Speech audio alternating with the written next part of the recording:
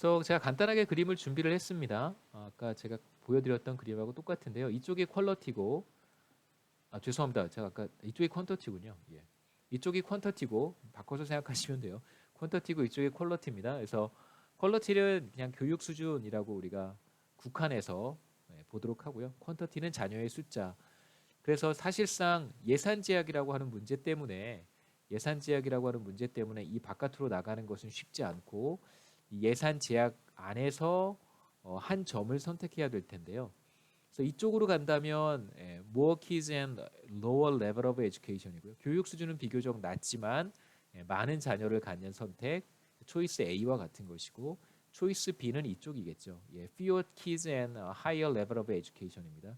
그래서 뭐 2명의 자녀와 그리고 대학 교육 이렇게 둘 중에 하나를 선택하게 되는데 아까 말씀드렸듯이 경제가 성장해 가면 이렇게 이동을 하게 됩니다. 그렇기 때문에 이제 출산율은 하락하게 되고 전반적인 교육 수준은 높아지는 현상이 나타나겠죠. 뭐 오른쪽 그림은 각자의 선호에 따라서 뭐 결정될 것이다. 이거 무차별 곡선이고요. 여러분 예산 제약에서 이제 무차별 곡선을 통해서 소비자의 어떤 최적 선택을 도출할 수 있다고 우리가 미시경제학에서 얘기하니까요. 그 그림입니다. 그래서 뭐 제가 대충 말씀드렸던 내용인데 그냥 간단하게 정리하고 그 제가 두 가지 논문을 따로 준비를 했는데요. 그 두 가지 논문을 소개를 하고 4장은 마치도록 하겠습니다.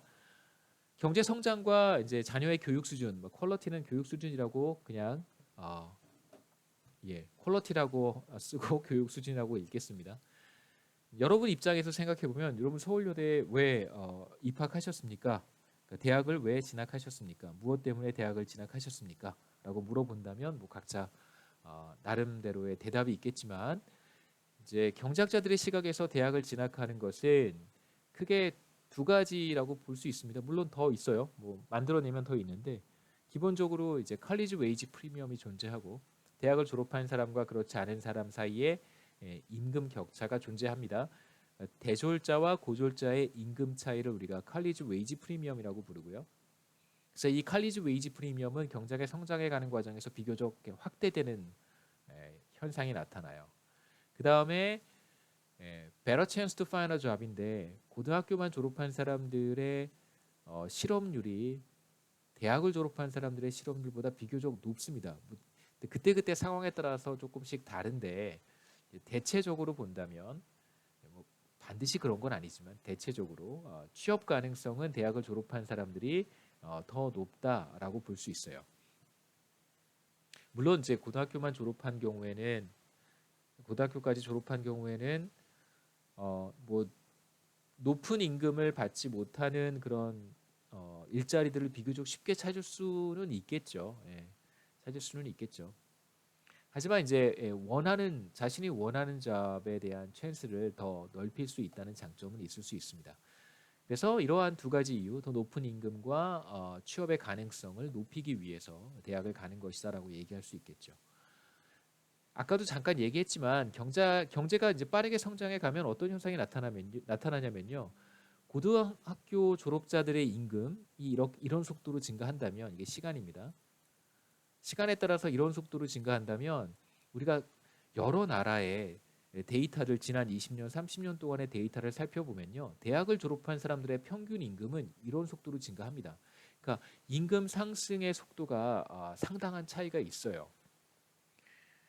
그렇다면 우리가 이 시점에서 앞으로 내가 이런 임금 트랙을 갈 것인지 이러한 임금 프로파일을 내가 얻을 것인지 아니면 이러한 임금 프로파일을 얻을 것인지는 사실 각자의 선택에 따라 다른 것이죠. 그래서 더 빠른 가파른 임금 상승 곡선을 갖고 싶다고 한다면 그렇다면 이제 대학을 진학하는 선택을 할 것입니다.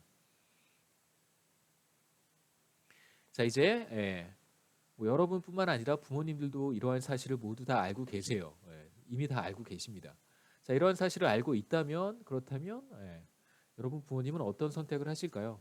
당연히 여러분을 대학에 보내려고 하실 거예요.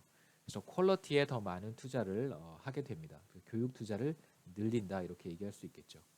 그래서 경제가 성장하게 되면 경제 성장이라고 하는 것은 컬리지 웨이지 프리미엄의 증가와 맞물려 있습니다. 그래서 교육에 따른 수익률을 높이는 작용을 하게 되고 그렇기 때문에 보다 더 많은 사람들이 대학을 진학하게 되는 선택을 하는 것이죠. 여기서 조금 좀 다른 얘기를 한번 해보고 싶은데요. 제가 여기서 세 가지 논문을 간단하게 소개하고 싶은데 첫 번째 논문은 바로 사람들의 교육 수준이 높아져서 경제가 성장하는 것인지 아니면 경제가 성장하기 때문에 사람들의 교육 수준이 높아지는 것인지 뭐가 뭐를 코즈하는지에 대한 이제 이런 논문이 하나 있는데요. 이게 무슨 뜻인지 한번 여기에서 사실 그렇게 큰 관련은 없습니다. 하지만 한번 좀 생각해 보면 우리가 다음 장 6장에 가서 조금 더 이야기를 풍성하게 할 수 있을 것 같아서요. 보시죠. 첫 번째는 스쿨링이 그로스를 코즈한다. 다시 말하면 사람들의 교육 수준이 전반적으로 높아져서 경제가 성장하는 것이다. 맞는 말입니다. 우리가 6장에서 이러한 내용을 살펴볼 거예요. 사람들의 전반적인 교육 수준, 그 다음에 어떤 스킬, 지식 이런 것들이 축적되면서 경제가 성장해요. 이거 6장의 내용입니다. 한편으로는 또 어떤 사실도 우리가 확인할 수 있냐면 앞으로 경제가 성장할 것이라고 예상이 되면 당연히 사람들이 교육을 더 받게 됩니다. 그러니까 우리가 앞에 슬라이드에서 봤던 것처럼 사람들이 경제가 성장할 것이라고 생각한다면 교육에 따른 리턴이 교육의 수익률이 상승할 것이라고 예상을 하게 되고요. 그러면 더 많은 사람들이 교육에 투자를 하게 됩니다. 그래서 경제 성장이 예상될 때 당연히 교육 수준도 증가하게 되겠죠. 그래서 간단하게 이제 메커니즘을 제가 여기 두 가지 스쿨링이 그로스를 코즈하는 경우, 그로스가 스쿨링을 코즈하는 경우 간단한 메커니즘을 설명을 했습니다. 그래서 스쿨링이 그로스를 어떻게 코즈하는가? 그러니까 교육 수준이 높아지면 경제가 전보다 더 빠르게 성장하는 것인데요. 자, 왜 그러냐면 자녀들이 우리 세대, 여러분 그다음에 또 여러분 밑에 세대 지금 뭐 청소년들이 만약에 더 많은 교육을 받게 된다면 물론 이제 어떤 교육이냐가 중요하겠죠. 뭐 입시 교육 이런 거는 사실 별 생산성이 없는 거 떨어지는 거잖아요. 뭐 예를 들면 뭐 공무원 시험 준비 이런 거는 제가 봤을 때 별로 프로덕티브하지 않다고 생각합니다만 이제 그런 교육이 아니라 정말로 어떤 생산성을 높일 수 있는 그런 교육, 더 많은 교육을 받게 된다면 그렇다면 더 생산적인 사람이 될 것이고요. 생산성이 높아질 것이고 이제 그렇게 되면 경제 활동에 있어서 마치 우리가 생산함수를 이렇게 표현을 했었는데 A의 K의 3분의 1승인데요. 1인당 자본 스탁인데 이건 사실 생산성이잖아요. 그래서 여기에 우리가 물론 나중에 여기서 뭘 또 띄어내긴 할 거예요.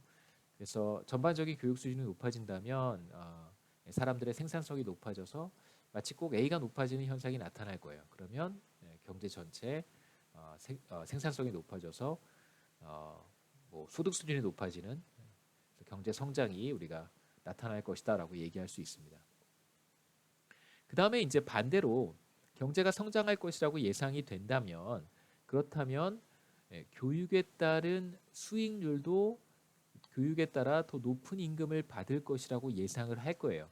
그래서 미래에 더 높은 임금을 예상할 수 있습니다. 그러니까 교육을 더 받게 되면 내가 미래에 더 높은 임금을 받을 수 있겠다라고 예상을 하겠죠. 자, 그렇게 돼서 사람들이 더 높은 성장률 혹은 미래의 경제 상황이 더 좋아질 것, 장기적으로 더 좋아질 것이라고 예상을 한다면 사람들이 교육에 더 많은 투자를 하게 됩니다. 이게 이제 첫 번째 결과인데 뭐 제가 소개하고 싶은 논문은 사실 이게 더 비중이 크다는 거예요. 이 효과는 한 3분의 1 정도고요. 이 효과는 한 3분의 2 정도. 사실 교육 수준이 증가해서 경제가 성장하는 것도 있는데 경제가 성장할 것이라고 예상이 돼서 사람들이 교육을 더 받는 것이다라고 보는 것이 이쪽이 조금 더 비중이 높다라고 얘기를 할 수 있습니다.